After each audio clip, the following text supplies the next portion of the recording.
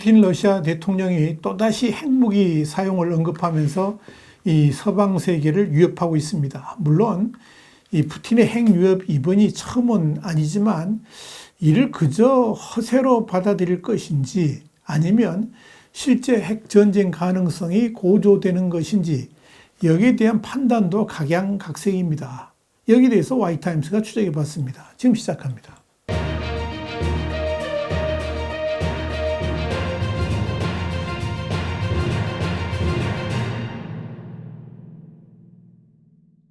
블룸버그는 현지 시간으로 7일 러시아 군사정책의 특징은 재래식 전쟁에 핵무기를 도입하겠다는 명백한 의지라고 그러면서 푸틴 대통령이 2022년 2월 우크라이나에 대한 전쟁을 개시한 이후에 핵무기에 대해서 끊임없이 언급하고 있는데 이는 우크라이나 전쟁의 외부 세력, 그러니까 나토군의 개입을 막기 위한 전략으로 이해될 수 있다. 이렇게 보도를 했습니다.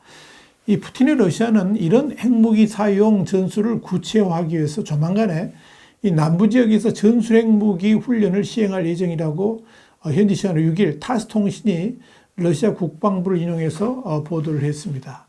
러시아 국방부는 이 러시아군이 남부 군관구에서 미사일 부대와 해군이 참여하는 전술핵 무기 사용 훈련을 준비하기 시작했다 그러면서 러시아에 대한 서방 당국자들의 도발적인 발언과 위협에 대응해서 러시아 영토를 지키고 주권을 보장하기 위해서 블라디미르 푸틴 러시아 대통령이 이 훈련을 명령했다. 이렇게 설명했습니다. 러시아 국방부는 이어서 훈련 기간 비전략 핵무기의 전투 임무 수행 준비와 사용을 연습하는 조치가 수행될 것이다. 이렇게 밝혔습니다. 눈여겨볼 것은 로스토프 나도누에 본부를 둔 러시아 남부군 관구가 러시아 남부 지역 그리고 도네츠크, 루안스크, 자포리자, 헤르손 같은 러시아가 우크라이나 특별 군사작전으로 새로 편입했다고 주장하는 지역 그리고 크림반도도 관할한다는 점입니다. 이렇게 러시아의 남부 군관구가 핵무기 사용 훈련을 실시한다는 것은 최근 들어 마크롱 프랑스 대통령 그리고 미국의 하킴 제프리 사호 민주당 원내대표의 잇따른 지상군 투입 가능성 발언을 선제 압박하려는 의도도 충분히 있겠지만 그보다 이 크림반도의 전황이 최악으로 흘러가는 것에 대한 경고 의미도 함께 담겨 있는 것으로 보입니다. 이는 곧 최근 들어서 우크라이나군이 미국으로부터 지원받은 신형 장거리 에이테크스 지대지 미사일을 전장에 투입하면서 크림반도에서 러시아 주의가 크게 하락하는 와중에 푸틴의 핵무기 사용 경고도 나왔다는 점을 주목할 필요가 있습니다. 2014년 러시아에 강제 병합된 크림반도는 이 러시아 본토와 우크라이나 남부를 잇는 길목에 있고요. 이 러시아 흑해 함대 본부 그리고 주요 미사일 발사대 등이 유치해서 육해공을 총망라하는 러시아의 핵심 군사 요충지입니다. 푸틴은 그간의 이 크림반도 병합을 자신의 최대 업적으로 내세워왔고 여러 핵심 군사시설을 여기에 설치하면서 군사적 중요성을 키워왔습니다. 그런데 푸틴에게 있어서 그렇게 소중한 이 상징적 지역인 크림반도가 위기에 처한다는 것을 결코 인정할 수가 없을 것입니다. 또한 풍전등화의 위기에 놓인 이 크림반도를 사수하는 최후의 선택은 전술 핵무기를 사용해서라도 기어코 지키겠다. 이런 의지를 푸틴이 드러낸 것이다. 이렇게 설명할 수가 있습니다. 그래서 바로 남부 군관구에 전술 핵무기 사용 훈련을 하도록 지시한 것입니다. 푸틴의 의지는 확고합니다. 만약 크림반도가 우크라이나에 넘어갈 최악의 순간이 다가온다면 핵무기를 사용하는 한이 있더라도 사수하겠다는 것이고 그러니 우크라이나가 크림반도를 탈환하겠다는 생각을 아예 버리라 이렇게 협박하고 있는 것입니다. 같은 개념에서 지난 2월 에마뉴엘 마크롱 프랑스 대통령이 우크라이나 파병을 배제하지 않겠다 이렇게 말하니까 푸틴은 실전 배치되는 러시아의 신형 전략 무기를 언급하면서 미국과 유럽의 영토 목표물을 타격할 수 있는 무기를 우리도 보유하고 있으며 이 모든 것이 핵무기 사용으로 인한 충돌과 문명의 파괴를 실제로 위협한다는 것을 이해해야 된다. 이렇게 말한 바 있습니다. 혹시나 모를 지상군 투입 등으로 러시아가 전쟁 패배의 위기가 닥친다면 핵무기를 사용할 것이다. 이렇게 공공연하게 협박을 한 겁니다. 물론 푸틴은 얼마 후에 그러니까 3월 13일 한 인터뷰에서 우크라이나 전쟁에서 전술 핵무기를 사용하는 것은 생각해 본 적이 없고 러시아와 미국이 핵 충돌로 향하고 있다고 생각하지는 않는다. 이렇게 말하면서 입장을 완화하는 듯 보였습니다.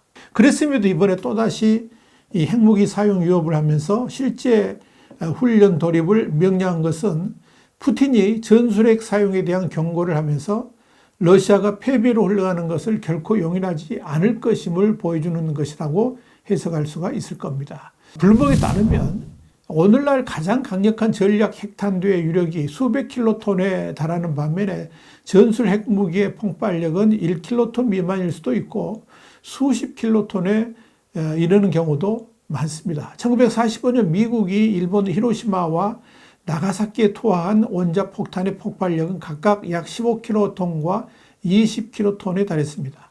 이와 관련해서 핵 전문가인 니나 타넨팔트는 푸틴이 위협하는 전술핵은 규모가 작긴 하지만 기존의 어떤 폭탄보다 더 유력적이라는 점에서 과거 2차 대전 당시 이 히로시마 원폭과 같은 공포를 불러일으킬 수 있다고 지적을 했습니다.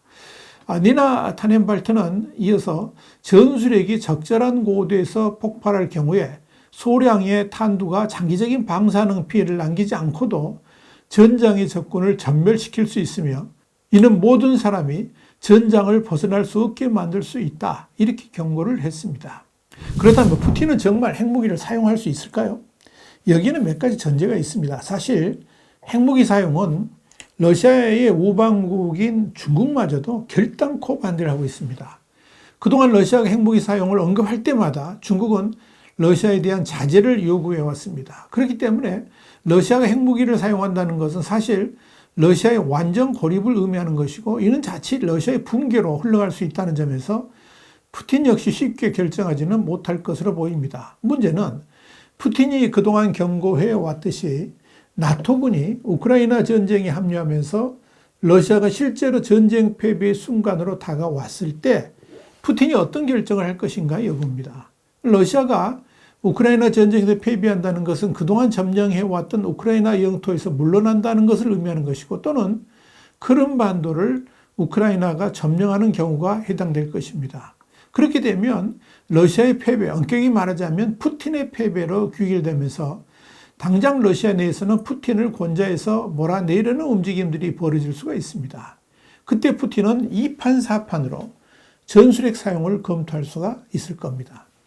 그렇다고 푸틴이 전술핵 사용을 쉽게 결정할 수 있는 것도 아닙니다. 이 핵무기 사용 자체가 푸틴의 종말을 고하는 것이기도 하기 때문에 그렇습니다. 또한 푸틴이 전술핵 사용을 결정했다고 해서 군부가 무조건 순응할 것인가? 이것도 관전 포인트입니다. 러시아가 핵무기 사용을 할 경우 러시아의 전망 자체가 위기에 처하는데 이를 군부가 아무런 저항 없이 푸틴의 명령에 순응할지는 아직 판단할 수가 없다 하는 이야기입니다. 그때는 러시아 군부 내에서 무슨 일이 벌어질지도 모른다는 의미입니다. 그래서 이 푸틴이 핵무기 사용을 위협한다는 것은 더 이상 푸틴이 바라지 않는 방향으로 우크라이나 전쟁 양상이 흘러가지 않도록 해달라고 미국을 비롯한 서방 진영에 사실상의 SOS를 보내는 것이다. 이렇게 해석할 수도 있을 겁니다. 이런 이유 때문에 미국이 에이테크스 미사일을 우크라이나에 보내면서도 러시아 본토 공격을 해서는 안 된다라고 전제를 단 것입니다. 지금 푸틴은 자신에게 다가올 위기를 감지하고 있는 듯 보입니다. 서방 진영의 무기들이 다시 우크라이나에 본격적으로 투입되게 된다면 그것도 중장거리 미사일들이 우크라이나에 쏟아져 들어온다면 사실 전쟁이 어떤 방향으로 흐를지 푸틴조차 알지 못할 겁니다. 그만큼 러시아가 승리할 수 있다는 확신이 사라지고 있다는 뜻이기도 합니다.